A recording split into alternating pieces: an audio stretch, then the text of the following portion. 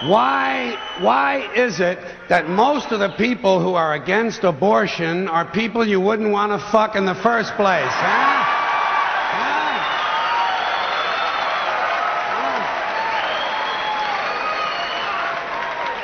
Boy, these conservatives are really something, aren't they? They're all in favor of the unborn. They will do anything for the unborn. But once you're born, you're on your own.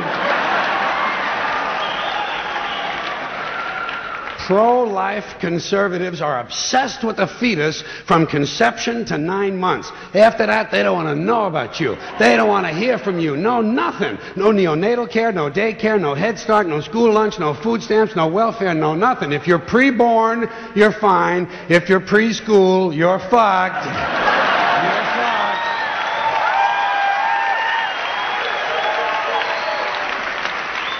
Conservatives don't give a shit about you until you reach military age.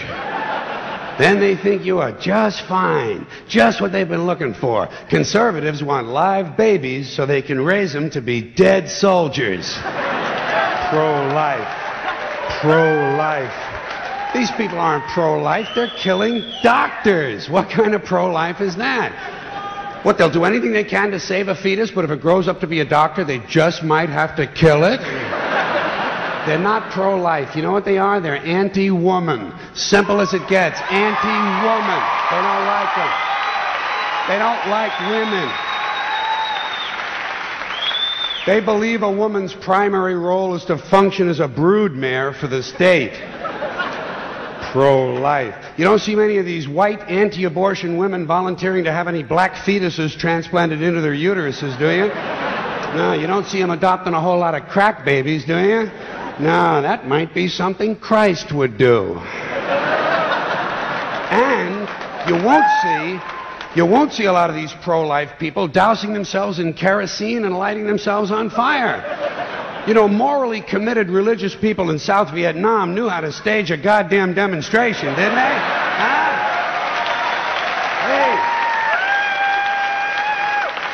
Hey. They knew how to put on a fucking protest. Light yourself on fire! Come on, you moral crusaders, let's see a little smoke to match that fire in your belly. Here's another question I have. How come when it's us, it's an abortion, and when it's a chicken, it's an omelet?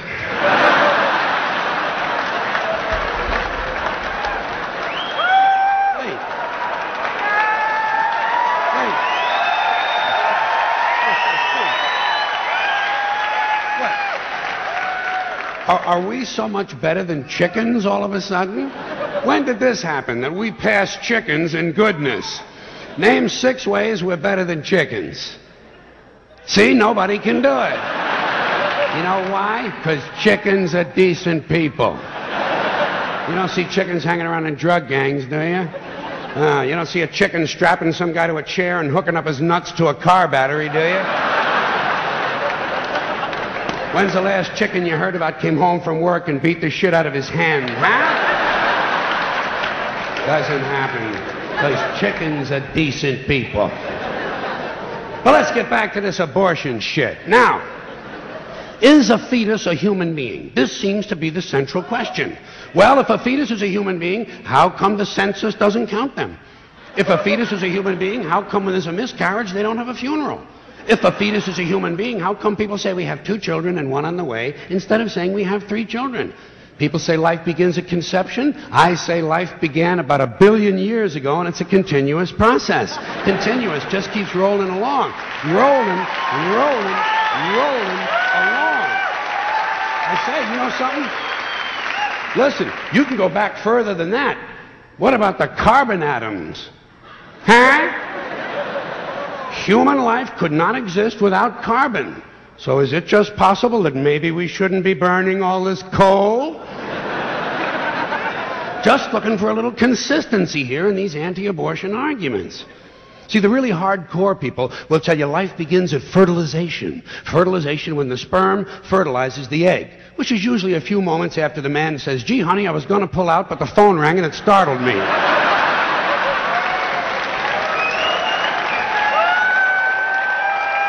Fertilization.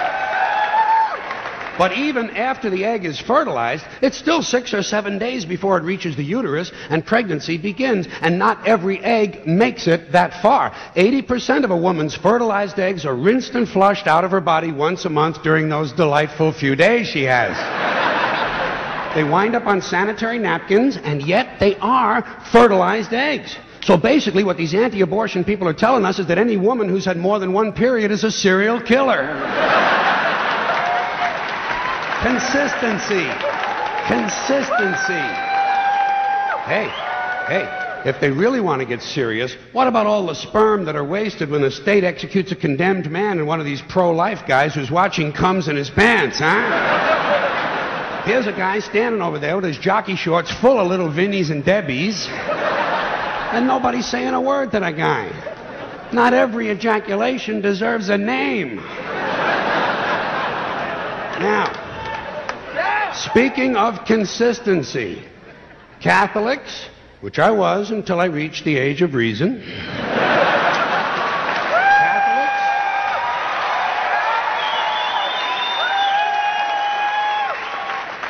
Catholics and other Christians are against abortions, and they're against homosexuals. Well, who has less abortions than homosexuals? Leave these fucking people alone, for Christ's sakes. Here is an entire class of people guaranteed never to have an abortion. And the Catholics and Christians are just tossing them aside.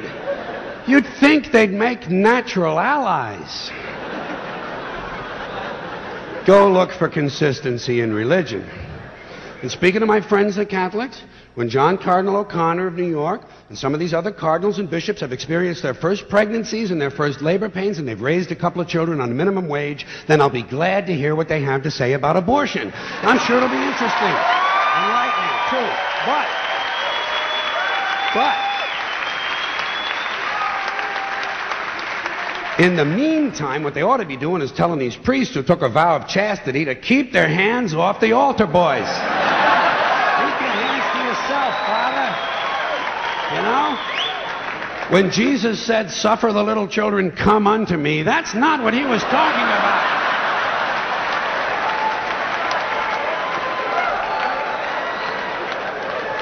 So you know what I tell these anti-abortion people? I say, hey, if you think a fetus is more important than a woman, try getting a fetus to wash the shit stains out of your underwear. For no pay and no pension. I tell them, think of an abortion as term limits. That's all it is. Biological term limits. But you know, the longer you listen to this abortion debate, the more you hear this phrase, sanctity of life. You've heard that. Sanctity of life. You believe in it? Personally, I think it's a bunch of shit. Well, I mean, life is sacred? Who said so? God?